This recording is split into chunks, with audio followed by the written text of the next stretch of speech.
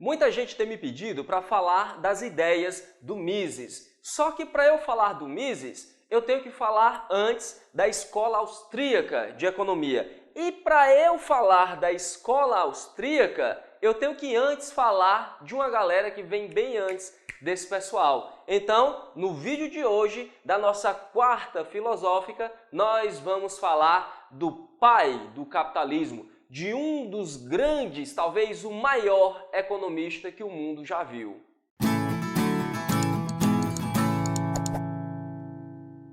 O Adam Smith foi um escocês que viveu no século XVIII. Ele foi um acadêmico notável, um professor universitário e grande simpatizante das ideias iluministas. Influenciado pela filosofia do David Hume, também outro escocês que foi seu contemporâneo, ele escreveu um grande tratado sobre filosofia moral, que foi a teoria dos sentimentos morais. Pessoal, 25 anos antes dele escrever A Riqueza das Nações, ele já tinha uma obra pronta sobre filosofia moral. E foi fundamentado nessa sua concepção de moralidade que ele escreveu a sua teoria econômica.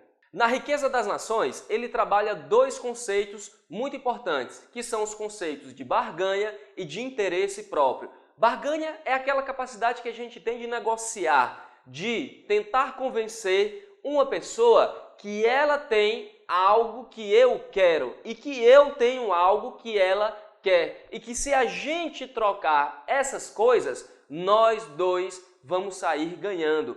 E pessoal, a gente faz isso não é visando atingir o sumo bem, o bem comum da sociedade. A gente faz isso porque eu quero satisfazer meu interesse próprio e ele quer satisfazer o interesse próprio dele. Mas na medida em que eu quero satisfazer o meu próprio interesse, eu estou ajudando ele. E ele, na medida em que quer satisfazer o seu próprio interesse, também está me ajudando. Aqui a gente já começa a perceber algo central, um elemento chave para a gente entender como é que se constrói uma sociedade justa na teoria econômica do Adam Smith.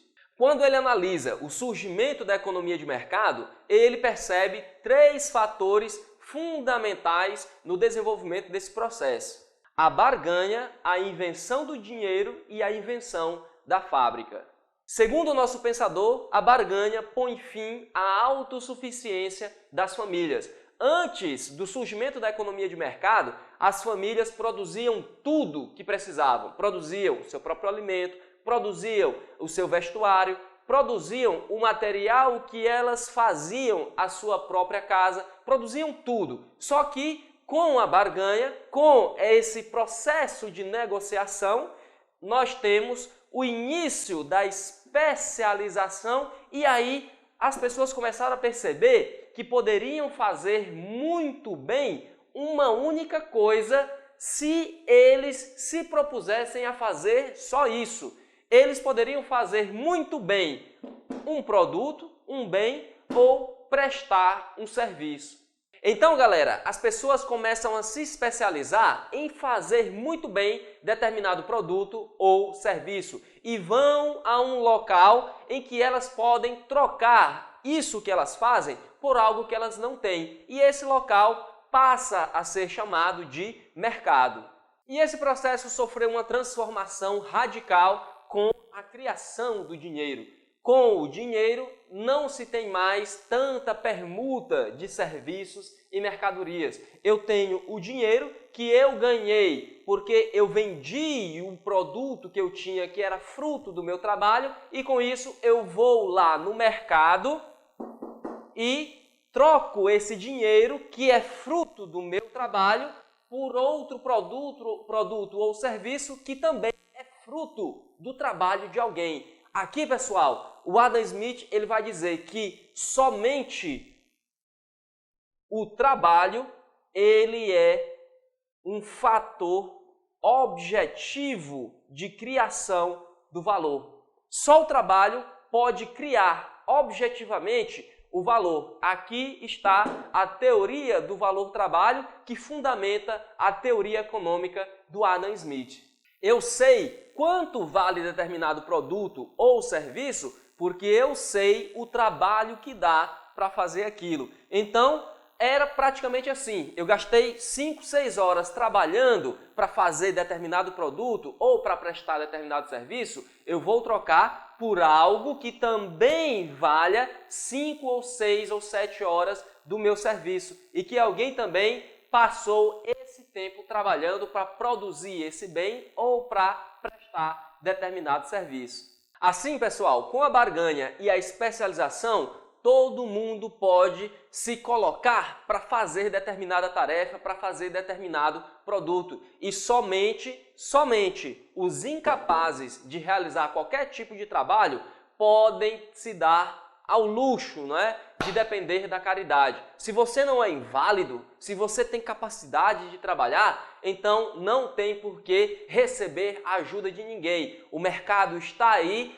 e você deve sim produzir alguma coisa para obter alguma vantagem e com isso satisfazer o seu próprio interesse. E o terceiro fator importantíssimo para o surgimento da economia de mercado foi a invenção da fábrica. Pessoal, a fábrica ela aumentou e muito a especialização e também aumentou absurdamente a produtividade.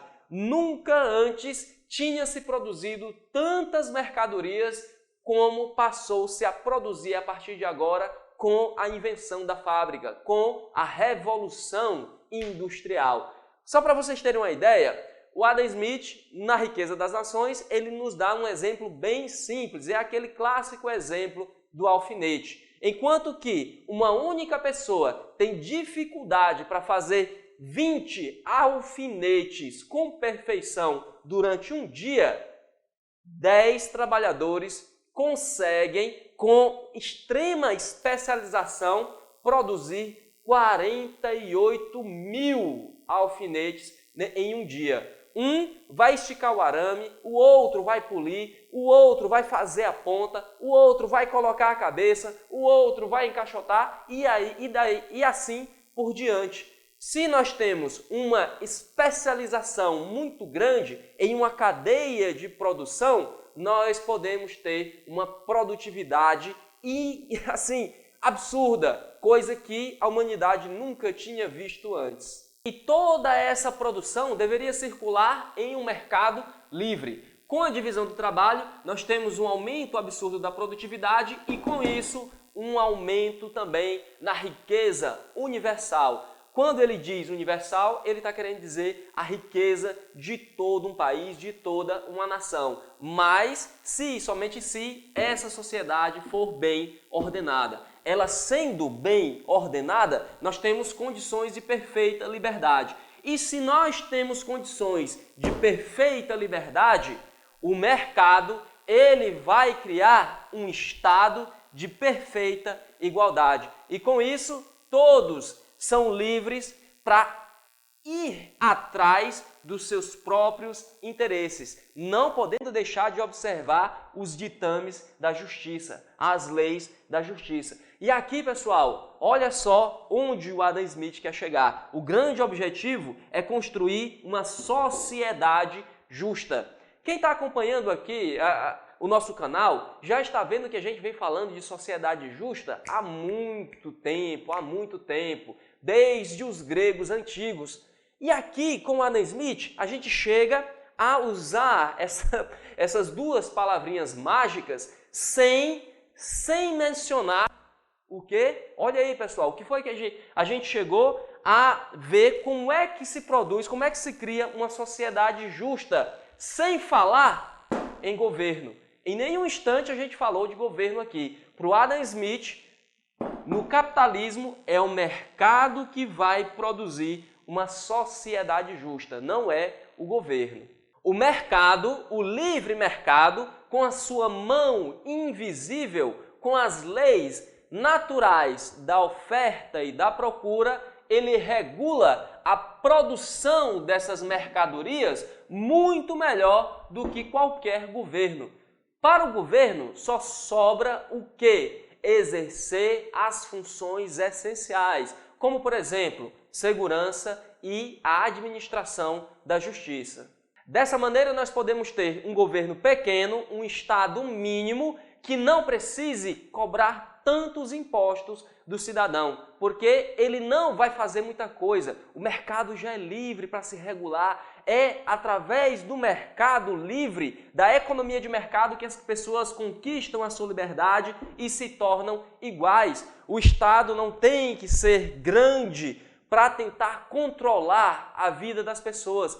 Um Estado mínimo, fazendo as funções essenciais, ele vai precisar de poucos recursos, vai cobrar poucos impostos das pessoas e com isso a riqueza vai ficar nas mãos da população e não nas mãos do governo. Do pensamento do Adam Smith nós podemos tirar duas grandes ideias revolucionárias para o seu tempo. A primeira foi o ataque aos privilégios agrícolas, comerciais e aos privilégios dos grandes monopólios. Em uma economia de livre mercado, em que as pessoas conquistem a sua liberdade e possam se tornar efetivamente, materialmente iguais, nós não podemos ter determinada classe com privilégios. Todo mundo deve concorrer em pé de igualdade. E a segunda grande ideia, essa que foi revolucionária mesmo. O Adam Smith afirma na Riqueza das Nações que a riqueza de determinada nação, ela é produzida pelo trabalho das pessoas e não pela quantidade, pelas reservas de metais que essa nação possui, de metais preciosos como o ouro e a prata. Isso daqui foi de encontro na época a tudo que se entendia de economia, a todas as teorias econômicas até então. Nesse tempo se acreditava que quanto mais metais preciosos uma nação tivesse, mais rica ela seria. E aí, pessoal, gostaram do vídeo? Então ajudem o nosso canal clicando aqui em gostei, compartilhando esse vídeo com seus amigos, com o pessoal da sua turma, com o pessoal do seu cursinho. Não deixa de colocar aqui embaixo nos comentários as suas dúvidas e sugestões para os próximos vídeos. E se inscreve no nosso canal para você não perder as próximas publicações. Toda quarta-feira, às 5 horas da tarde, tem um vídeo novo de filosofia para você aqui no nosso canal. Hoje eu vou ficando por aqui, um grande abraço e até mais!